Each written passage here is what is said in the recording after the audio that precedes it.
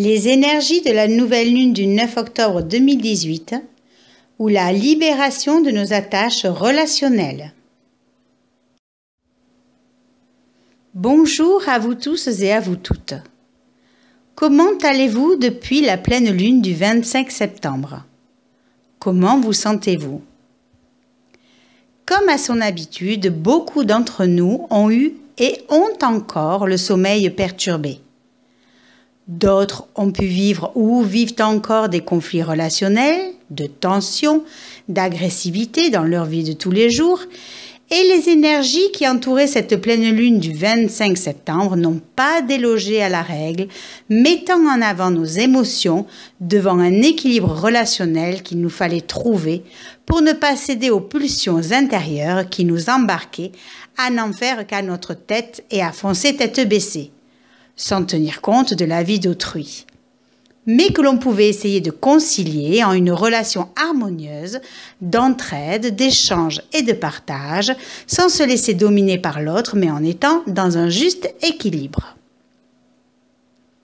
Or, sous ces fortes influences, certains se sont laissés envahir par leur émotionnel et leur état d'âme, et n'ont pas su ou n'ont pas pu contrôler ni leurs émotions, ni les situations, car cela venait toucher chez eux de vieilles blessures relationnelles dont ils n'avaient peut-être pas encore conscience, ou pas encore acceptées et mises à jour. Devant le fait accompli, ils n'ont pas eu le choix que de se laisser emporter par la vague, comme la vague du tsunami qui a touché 3 jours après cette pleine lune l'île des Célèbes en Indonésie suite à un fort séisme. Le symbolisme de l'eau ou de la vague n'est plus à faire et lorsque cela déborde, c'est qu'il y a des transformations et une purification à opérer sur ce qui nous touche émotionnellement. Il n'est plus possible d'encaisser et de tasser les choses à l'intérieur de soi. Il est temps de prendre part à ce qui a débordé pour se donner le droit de le conscientiser et de l'amener vers la guérison. Cette nouvelle lune continue donc d'exercer sur nous ce qu'elle a révélé à la pleine lune. Et si nous avons été assez conscients de ce qui s'est joué à la pleine lune, nous serons plus aptes à transformer ce qui a été révélé dans nos fonds intérieurs pour poser de nouvelles intentions. Ainsi, la nouvelle lune du 9 octobre 2018 transite le signe de la balance, c'est-à-dire que les énergies d'équilibre et d'harmonie que nous devions arriver à trouver relationnellement parlant à l'intérieur de nous, pour les exprimer ensuite à l'extérieur de nous, lors de la pleine lune du 25 septembre, nous projettent pour la nouvelle lune dans le cœur de la relation. Nous avons pris conscience de notre façon de nous comporter avec les autres, ou pas, de notre agressivité ou de celle que nous renvoient les autres, et peut-être que cela nous a permis de nous introspecter et de faire le point. De ce fait, pour cette nouvelle lune, nous sommes peut-être prêts à démarrer une nouvelle expression de nous-mêmes, si bien sûr nous avons pris le temps de comprendre nos divers fonctionnements. D'autant plus que cette nouvelle lune, représentée par le couple Soleil-Lune, est conjointe à l'astéroïde Cérès. Dans la mythologie romaine, Cérès était la déesse de l'agriculture, de la moisson. Fille de Saturne et de Cybèle, elle apprit aux hommes l'art de cultiver la terre, de semer, de récolter pour en faire du pain. Elle représente donc la récolte de ce que l'on a semé et s'associe donc au signe de la Vierge. Ainsi, Cérès cherche à nourrir, à prendre soin, à se dévouer pour les autres. Elle est symboliquement comme l'amour d'une mère, absolu et sans condition. Dans le signe de la Balance, Cérès se nourrit de tous les attributs de la Balance, à savoir la sociabilité, le besoin de partage et d'échange, la coopération avec les autres, l'engagement dans le relationnel et l'implication dans la société avec la recherche d'équilibre et d'harmonie dans ces échanges et dans le respect des autres. sans oublier bien évidemment l'acceptation de soi. De ce fait, la conjonction Soleil-Lune-Cérès met en lumière notre féminité ou nos parts féminines chez un homme, notre rapport à l'archétype maternel, à la femme, à la famille, à notre inconscient et à notre passé, ainsi qu'à nos émotions pour la Lune, mais aussi à nos parts masculines, à l'archétype paternel, à l'homme ou au mari, à notre rayonnement intérieur, à notre volonté et à l'affirmation de soi avec le Soleil. Ainsi, Cérès nous invite à prendre soin de tout ce qui caractérise la Lune et le Soleil, de notre émotionnel et de notre affirmation envers les autres, de nourrir, d'aider ou de prendre en charge notre mère, notre père, notre mari ou notre femme, notre famille, notre émotionnel, notre volonté, parce que lors de la pleine lune, nous nous sommes peut-être aperçus de certains de nos comportements excessifs auxquels nous avons pu, peut-être, mettre des mots dessus et transmuter afin d'être dans une ouverture de cœur plus sincère et plus aimante pour cette nouvelle lune. Peut-être permettra-t-elle de trancher une ancienne dépendance affective, homme, femme, mère, père, patron, famille, qui sous la lumière transformatrice de cette nouvelle lune permettra la libération de cette attache, afin de vivre la relation plus sainement, plus authentique et plus juste.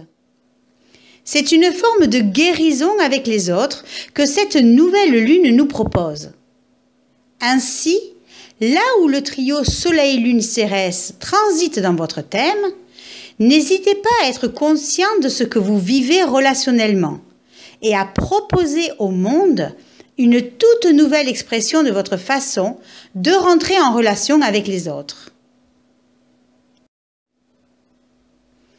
Pour la plupart d'entre nous, nous n'aurons certainement pas le choix, avec un carré de Soleil-Lune-Cérès à Pluton, de sonder les profondeurs de notre être, de nous remettre en cause, de nous sentir émotionnellement sous tension et pour certains, de couper ou de rompre avec une relation déjà existante pour pouvoir trouver cette harmonie et cet équilibre relationnel à l'intérieur de nous.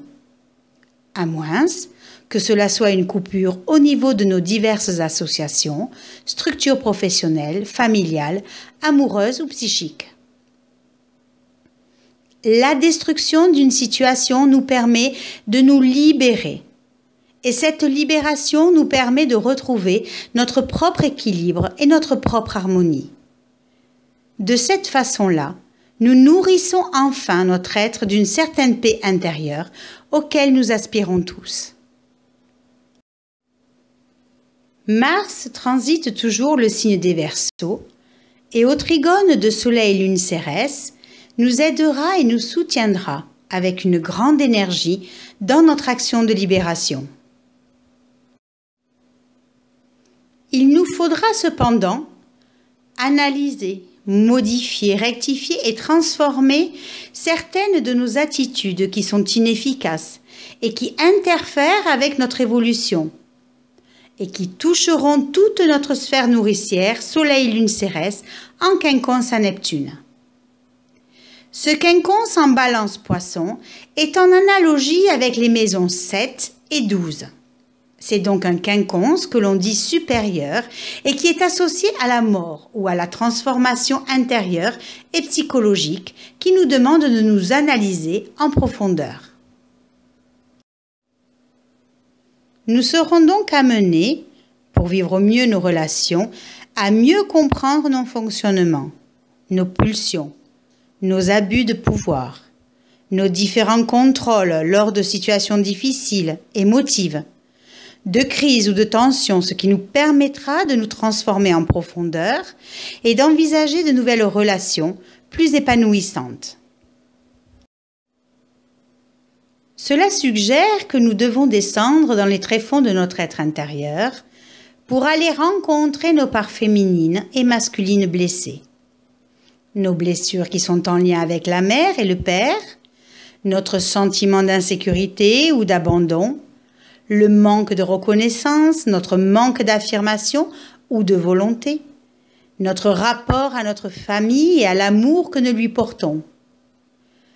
Que devons-nous rectifier dans notre comportement aux autres pour pouvoir retrouver la vérité essentielle que nous sommes un tout unifié? Notre sensibilité, notre émotivité, nos indécisions, nos doutes, nos illusions, nos croyances avec Neptune seront plus à vif ou plus excessifs et devront se frayer un chemin vers Cérès et vers ce qui nous nourrit intérieurement dans sa conjonction à Soleil-Lune. Il s'agit donc de trouver et de prendre conscience de ces attachements affectifs handicapants dont il nous faut nous débarrasser si nous voulons continuer à avancer d'un pas plus sûr et plus léger. Aimer l'autre comme le prolongement de soi-même, mais en le laissant libre d'être et d'agir comme sa conscience l'entend, et non comme nous le souhaitons. Et cesser enfin cette identification douloureuse que l'autre est responsable de tout ce qui nous arrive. Cela me fait penser au téléfilm qui est passé cette semaine sur Jacqueline Sauvage, qui a été jugée et acquittée pour avoir tué son mari de 3 balles dans le dos. Son sentiment d'impuissance et de peur, aux menaces de son mari de vouloir s'en prendre à ses enfants, a eu raison de plus de 40 ans de violence conjugale, physique et psychologique, et l'ont amenée à réagir proportionnellement à tout ce qu'elle avait vécu comme humiliation, déshonneur, honte et souffrance intérieure. Tant que l'être humain ne rentrera pas à l'intérieur de lui, pour aller rencontrer ses souffrances intérieures et infantiles, tant qu'il n'essayera pas de comprendre ce vide intérieur qui jamais ne se remplit, tant qu'il ne s'interrogera pas sur cette souffrance indéfinissable qui le tue à petit feu et qui l'anime dans tout ce qu'il est, fait et dit, tant qu'il projettera sur autrui toute sa haine et sa souffrance croyant que l'autre est responsable de tous ses maux, l'être sera enchaîné à toute cette violence sourde qui sera obligé d'extérioriser sur autrui s'il veut avoir encore la chance de vivre et de respirer sans s'auto-détruire volontairement. Or, l'amour n'est-il pas un sentiment libérateur qui élève les êtres, qui met en joie, qui n'enchaîne pas mais qui donne, qui ne demande rien, qui n'espère rien? On n'obtient pas l'amour, on est l'amour, on incarne l'amour. On irradie tous ceux qui nous sont proches, il n'y a besoin de rien faire et on ne fait rien. La présence suffit juste. Voilà ce qui anime chaque âme en quête de guérison. Et si vous décidiez de composer en conscience avec la nouvelle lune et Cérès, vous pourriez trancher avec vos chaînes affectives et libérer enfin des parts de vous vers une conscience de l'autre plus universelle et plus alignée. Mais pour cela, il nous faudra apprendre avec une opposition Mercure-Uranus à maîtriser nos ardeurs, notre nervosité, calmer notre impatience ainsi que tout esprit de contradiction avec les autres. D'autant plus que pour la nouvelle lune du 9 octobre, Vénus aura amorcé sa rétrogradation 3 jours avant dans le signe des Scorpions à 10,50 °. Pour rappel, vous pouvez aller voir la capsule astrologique du 28 septembre sur Vénus rétrograde. Et elle nous invitera dans les domaines où elle rétrograde à recadrer des aspects de notre vie en lien avec nos sentiments et nos relations affectives ou à se délester de ce qui n'a plus lieu d'être en opposition à Uranus. Les changements pourront s'enraciner sur du long terme et nous ouvrir à plus de sagesse avec Saturne en bon aspect à Uranus. Uranus est de toute façon une planète qui agit collectivement et au carré du nœud nord, notre relation à l'amitié, aux amis, à l'humanité peut être mise au devant de la scène. Il peut donc s'agir de nouvelles amitiés, de nouvelles rencontres ou d'un retour de connaissances passées ou de retrouvailles, dans des groupes ou des associations, avec comme enjeu notre liberté personnelle, impliquant l'affirmation de soi à travers des tensions, des conflits, voire des ruptures pour certains. L'enjeu de cet aspect est la libération de nos attaches dans un monde où chacun croit avoir un pouvoir ou une emprise sur l'autre, ou que les autres ont une emprise sur nous et sur nos vies, lorsque les seules barrières que nous nous infligeons sont nos propres limitations. En conclusion, cette nouvelle lune nous invite donc à la libération et à la guérison de nos attaches affectives, à la toute nouvelle expression de nous-mêmes et de notre rapport avec autrui, tant est que l'on s'ouvre aux énergies de guérison et que l'on sache se remettre en question. Je vous souhaite à tous et à toutes une très bonne nouvelle lune et une très bonne libération et guérison de vos diverses dépendances affectives et relationnelles. Et puis, si vous avez des questions sur ce que vous vivez, je vous invite à aller sur Astrologie 65 pour commander l'analyse de votre choix ou à me contacter par mail à ressourcea@gmail.com. Vous trouverez de toute façon tous les liens en dessous de la vidéo. Je vous invite également à liker ma vidéo si vous avez aimé ainsi qu'à la partager autour de vous. Vous pouvez aussi cliquer sur la cloche en haut pour être prévenu dès qu'une vidéo est en ligne. Merci pour votre intérêt pour mes capsules astrologiques et à bientôt!